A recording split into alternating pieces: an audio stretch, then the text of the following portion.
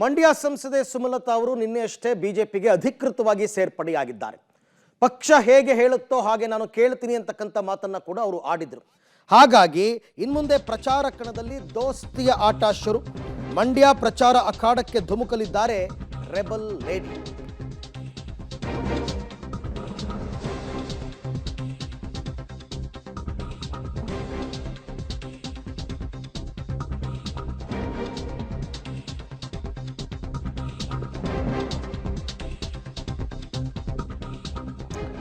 ಸುಮಲತಾ ಅವರು ಬಿಜೆಪಿ ಸೇರಿದ್ದಾಯಿತು. ಇನ್ಮುಂದೆ ಪ್ರಚಾರ ಕಣದಲ್ಲಿ ದೋಸ್ತಿಗಳ ಆಟ ಶುರುವಾಗುತ್ತೆ.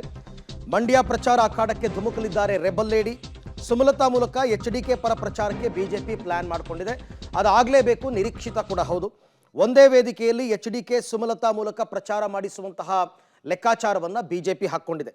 ಸುಮಲತಾ ಪ್ರಭಾವದ ಮೂಲಕ ಕಾಂಗ್ರೆಸ್ ಅನ್ನು ಹಣಿಯೋದಕ್ಕೆ ದೋಸ್ತಿಗಳು ಚಿಂತನೆಯನ್ನು ನಡೆಸಿದ್ದಾರೆ. ಸುಮಲತಾರಿಗೆ ಸ್ಟಾರ್ ಕ್ಯಾಂಪೇನರ್ ರೂಪದಲ್ಲಿ ಪ್ರಚಾರ ಮಾಡಿಸೋದಕ್ಕೆ ಪ್ಲಾನ್ ಕೂಡ ಮಾಡಿಕೊಂಡಿದ್ದಾರೆ.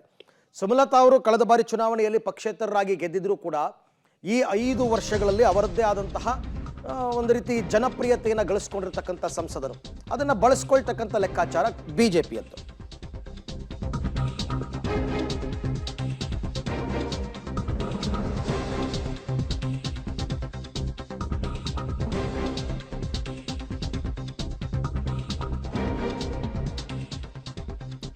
ಮುಂದಿನ ವಾರದಿಂದ ಪ್ರಚಾರ ರಣಾಂಗಣದಲ್ಲಿ ಸುಮಲತಾರವರ ಸುನಾಮಿ. ಮುಂದಿನ ವಾರದಿಂದ ಪ್ಲಾನ್ ಮಾಡ್ಕೊಂಡಿದ್ದಾರೆ.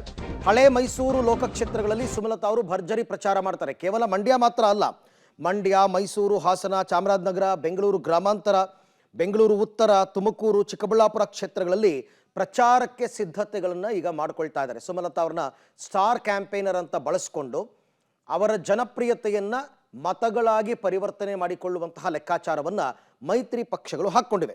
ಹಾಗಾಗಿ ಮಂಡ್ಯ ಅಖಾಡದಲ್ಲಿ ಎಸ್ಪೆಷಲಿ ಮೈತ್ರಿ ಪಕ್ಷಗಳಿಗೆ ಸುಮಲತಾ ಬೂಸ್ಟ್ ಕೊಡ್ತಾರೆ. ಕಾಂಗ್ರೆಸ್ಗೆ ಇದರಿಂದ ಸ್ವಲ್ಪ ಟೆನ್ಷನ್ ಶುರುವಾಗುತ್ತೆ. ಏನೇ ಆದರೂ ಅವ್ರದ್ದೇ ಆದಂತಹ ಮತ ಬ್ಯಾಂಕನ್ನು ಹೊಂದಿದ್ದಾರೆ ಸುಮಲತಾ ಅವರು. ಯಾಕೆಂದರೆ ಅವರ ಅಭಿಮಾನಿಗಳೆಲ್ಲ ನೀವು ಈ ಸರ್ತಿ ಪಕ್ಷೇತರರಾಗಿ ಚುನಾವಣೆಗೆ ಇಳಿಬೇಕು ಅಂತ ದೊಡ್ಡ ಸಂಖ್ಯೆಯಲ್ಲಿ ಬಲವಂತ ಮಾಡಿದರು. ಹಾಗಾಗಿ ಅವರದ್ದೇ ಆದಂತಹ ಒಂದಷ್ಟು ಮತಗಳು ಮಂಡ್ಯದಲ್ಲಿ ಇದ್ದೇ ಇದೆ. ಕಳೆದ ಬಾರಿ ಇವ್ರನ್ನ ಒಳ್ಳೆ ಲೀಡಲ್ಲೇ ಗೆಲ್ಲಿಸ್ಕೊಟ್ಟಿದ್ರು. ಸೊ ಹಾಗಾಗಿ ಆ ಮತಗಳು ಕುಮಾರಸ್ವಾಮಿಯತ್ತ ವಾಲಬೇಕು. ಆ ಲೆಕ್ಕಾಚಾರವನ್ನು ಹಾಕ್ಕೊಂಡು ಸುಮಲತಾ ಅವರನ್ನ ಈ ಸರ್ತಿ ಸ್ಟಾರ್ ಕ್ಯಾಂಪೇನರ್ ಆಗಿ ಪ್ರಚಾರಕ್ಕೆ ಬಳಸ್ಕೊಳ್ಳೋದಕ್ಕೆ ಮೈತ್ರಿ ಪಕ್ಷಗಳು ಈಗ ನಿರ್ಧಾರವನ್ನು ಮಾಡಿವೆ. ಹಳೆ ಮೈಸೂರು ಭಾಗದ ಸುಮಾರು 8 ರಿಂದ 10 ವಿಧಾನಸಭಾ ಕ್ಷೇತ್ರಗಳಲ್ಲಿ ಅವರು ಪ್ರಭಾವವನ್ನು ಹೊಂದಿದ್ದಾರೆ.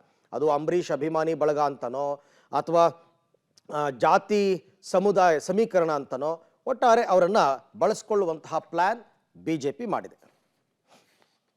ಜನತಾ ಪಕ್ಷವನ್ನ ಸೇರೋದು ಅತ್ಯಂತ ಹೆಮ್ಮೆ ಹಾಗೂ ಸಂತೋಷದ ವಿಷಯವಾಗಿದೆ.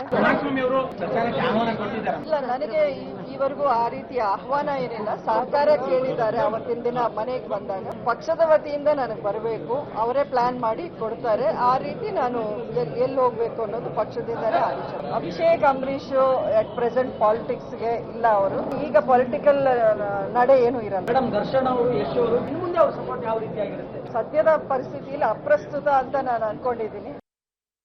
ಅವರು ಬಿಜೆಪಿಗೆ ಸೇರ್ತಕ್ಕಂಥದ್ದು ಮೊನ್ನೆ ತೀರ್ಮಾನ ತೆಗೆದುಕೊಂಡಿದ್ದಾರೆ.